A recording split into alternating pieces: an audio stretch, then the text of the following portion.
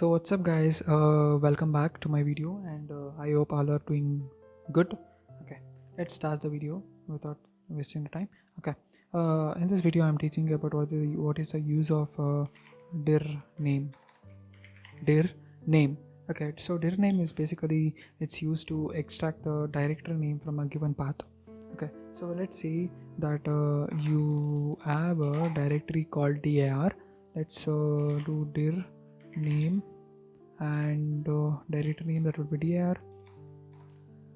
Okay, dir, then dir and the file name.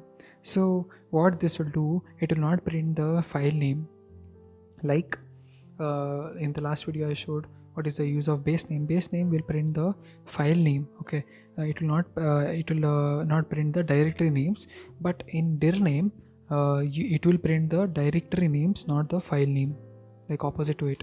If you press enter, it will print the only the directory names, not the file name. Okay, so if you use what -z, if you use -z before specifying the files, it will actually preserve the trailing slashes in the directory path. If you press enter, it will say it will print only the directories, but it will not go for the next line. It will print the next coming commands in the same line. It will not go for the next line. But if you specify it in a slash, let me say that if you specify in a slash, then it will also remove the slash. It will not count the last directory, and it will count only the last two directories, or only the last one directory. That will be two directories here, because I am using 3 directories here. It will not specify the last directory. That is what the use of -z command.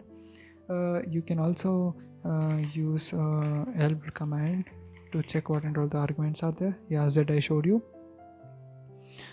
Yeah, see here it is. It will neglect the last directory. It will print only the first directories. That is what the use of their name.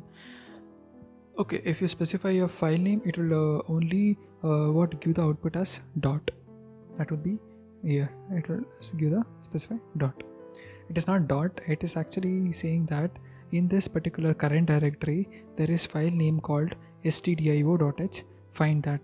It will give the output as dot. That will be the current directory. Okay, that is what the use of dirname. And thank you for watching.